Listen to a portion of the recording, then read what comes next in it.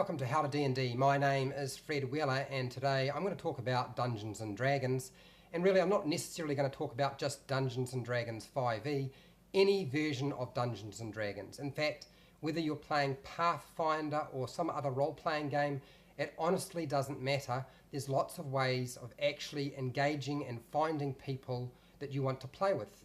And one of the hardest things that you can do is finding really good, great players that you like playing with, who like playing with you, and actually keeping them. Now, that's not going to be the topic for today, but finding them is topic today. We'll deal with just finding them and we'll deal with keeping them later on. I also would like to just point out that when you're trying to get really good players, try not to sort of jump. You know, I know sometimes you get a bit desperate. It's very hard to find somebody that you really want to play with, and then suddenly you get somebody and they say yes, and you jump at it and you think okay, and then later on you decide it's not such a good idea. So be discerning, take your time. There is plenty of time to actually do it. So one of the first things I would suggest to you when you're trying to access and find really good players is start with your friends. Start with people that you really get along with, who are your friends, who have shown some sort of interest in Dungeons and Dragons. It sounds very obvious, but it is actually the most sensible thing to do. And most people do that, which is great. Cool. Now, once you find somebody that's a friend of yours who likes playing the game and you get enough of you together, great, you've got a group.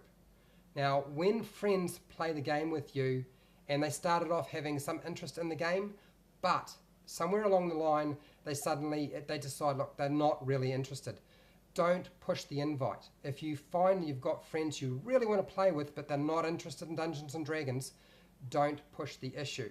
It's really best to only invite people who really want to be there. And if somebody joins your game and you have a few sessions or one session and they're sort of like, it's not really my thing, don't push the issue. Let them go. You can do other things with those friends. You don't have to play Dungeons and Dragons with those people. Those are friends that you'll use for playing and doing other things, and that's fine. There's nothing wrong with that. Sometimes it's really hard to sort of let go of the fact that somebody that you play with, you shouldn't play Dungeons and Dragons with. Now, whether that's your issue, letting go of doing that, you know, saying, look, I don't think we should play Dungeons and Dragons. You've got to be nice about it. The whole idea is to try and keep your friendships and still play Dungeons and Dragons, right? So if there is an issue and they want to leave, let them leave.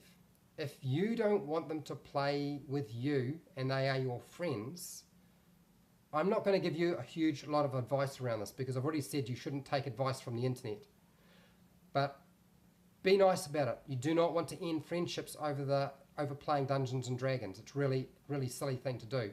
But if issues start to develop, you know, problems with your relationship because you are playing the game, then do whatever you have to do to protect that friendship. Don't worry about the rules for Dungeons and Dragons and your game. Protect the friendship. It's fine for you to do other things with friends. You don't have to play that particular game. You can play other games. So that is the good and bad of trying to deal with friends and playing Dungeons and Dragons. A good point of call for getting new players though.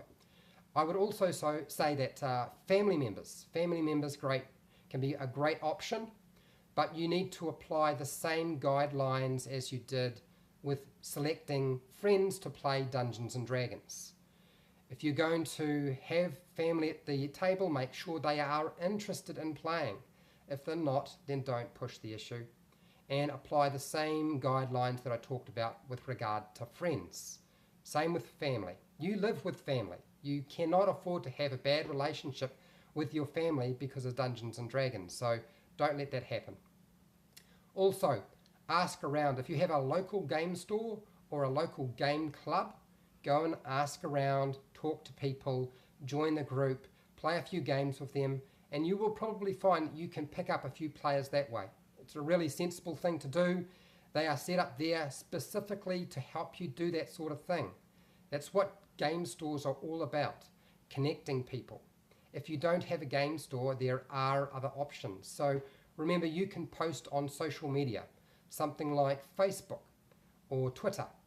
Any of those. There are usually groups that are dedicated to Dungeons and Dragons, and you can join those groups and ask around and pick up players that way. I have a Facebook group in New Zealand called Dungeons and Dragons NZ, and this group is full of people who are constantly connecting. It's why I built the group in the first place.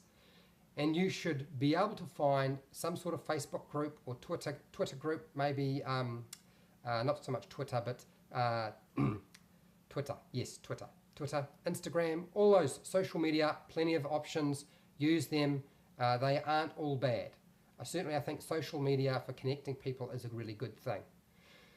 Next, I would say try to get yourself involved with organised play. Now your game stores might have Dungeons and Dragons organised play. Usually there will be a program down at a game store. If there isn't, you can access organised play online. You don't have to necessarily be in a place where there's a high concentration of game stores. But the Dungeons and Dragons Adventurers League is a really good point of call. Now there are good things and bad things about the Dungeons and Dragons Adventurers League, but it's a really good way for scoping out, meeting new people, recruiting new players, and really sort of connecting with people you haven't met before. And it will help develop your dungeon mastering skills because you'll get to see other people dungeon mastering. So usually the Dungeons and Dragons encounter system or program is running on a Wednesday. Go down to your local store if they have that program running and join in, play a few games. I'm not saying dungeon master, I'm just saying play. And you'll probably find some people that you get along with and you can bring them into your home group. You'd be surprised, most people who are serious about playing Dungeons and Dragons on a regular basis and aren't able to sort of just, you casual play, you may not want that, and that's what the game stores are all about. They are happy to do casual play. But if you're not, you'll be surprised. There's lots of people who want to join a full-blown campaign and play on a regular basis, like once a week, once a fortnight, once a month. You will find somebody down there. Now, as I said, the Dungeons and Dragons Adventurers League is available online, and there are just hundreds of games available that you can play online with people from organised play. They are one-shots, some of them are campaigns. You just go in, have a look at what's available, sign up, and there's sort of usually a process with the dungeon master, the person who set up that particular game. And you can take those characters that you play with to other stores or to other games as long as you keep a record. I think they used to have very strict rules around keeping records. They're a lot more lax now. It's a lot more relaxed, which is good news for you, okay? So really good for scoping out and figuring out if these people are suitable for you at your table. And personality is also an important factor. So running the game yourself. Now, running the game in a game store can be rough. You don't necessarily have to do that. You need to be fairly confident in yourself to run a one-shot or even a campaign in a game store, but doing so will help you pick up new players. Honestly, I've done it. It works really well. I never have an issue filling my tables simply because I run organised play about once a week. You don't have to do it as often as that. You could do some one-shots. That's fine too. You can do it in a store and you can do it online. You can use Roll20, you can use Fantasy Grounds, you can use Skype, you can use whatever medium you find useful and you understand. And that will help you pick up new players. And you don't necessarily have to do the Fantasy Ground or the Roll20 or any of these other virtual table systems. You don't necessarily have to do them through the Dungeons and Dragons Adventurers League.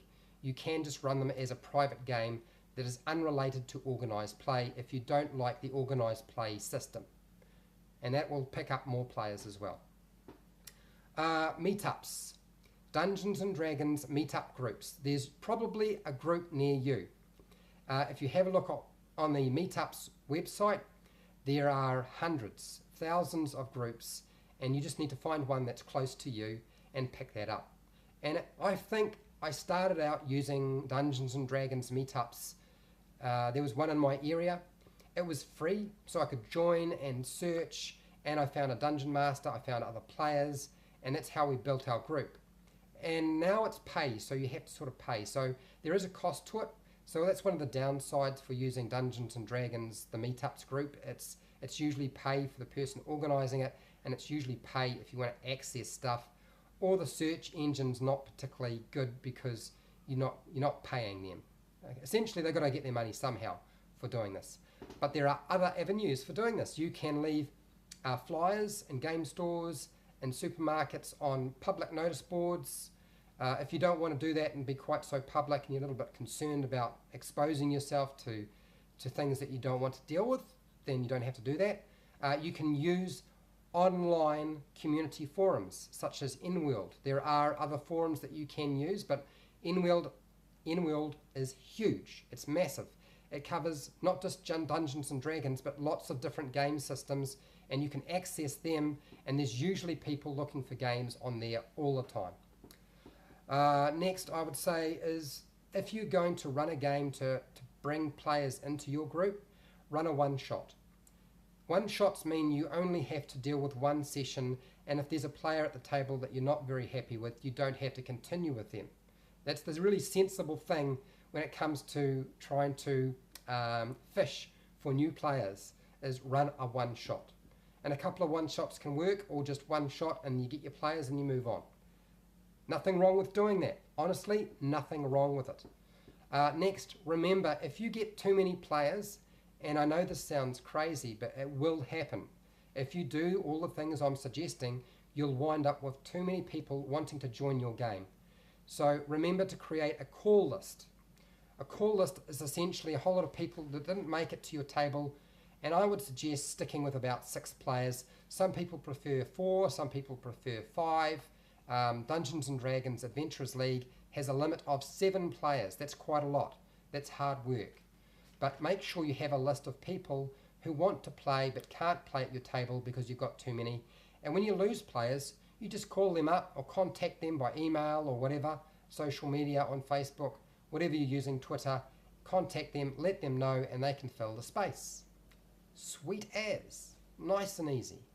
And that's really the gist of it. Now I'm going to provide you a website link to Sly Flourish, and he's got an article on how to find players, and it goes into quite a lot of detail, pretty much everything I've talked about here, including maybe a little bit of extra information. I don't think there is. I think I covered everything that he's already talked about, plus a little bit of extra stuff. So you can check out that in the description. I'll put it down there later on. If you want to support my channel, because now I am probably going to be streaming every day, and a lot of the content is, well, it takes my time. If you want to support me, watching the videos is great. I get a little bit of money from YouTube for the advertising if you watch the advertising. I would skip the advertising at the front if it's going to run for more than 15 seconds. I can't stand that when they do that. It's a pain. But if you want to support my channel, I usually have affiliate online links down in the description where you can go and buy stuff. Don't go and buy stuff unless you want to buy it. That'd be silly. But if you buy it, I get a small commission, and it costs you nothing extra. And you support my channel because I can keep doing this. It's probably going to be my only income stream for a little while. If you found this video helpful or informative, please share, like, and subscribe if you haven't done already. And look, there is a little bell symbol just above the subscribe button on the video. If you hit that, it'll give you notifications when I do more videos. I do videos every day. It won't give you a notification every single time I do a video, just the occasional one. And hey, till next time, keep rolling those 20s.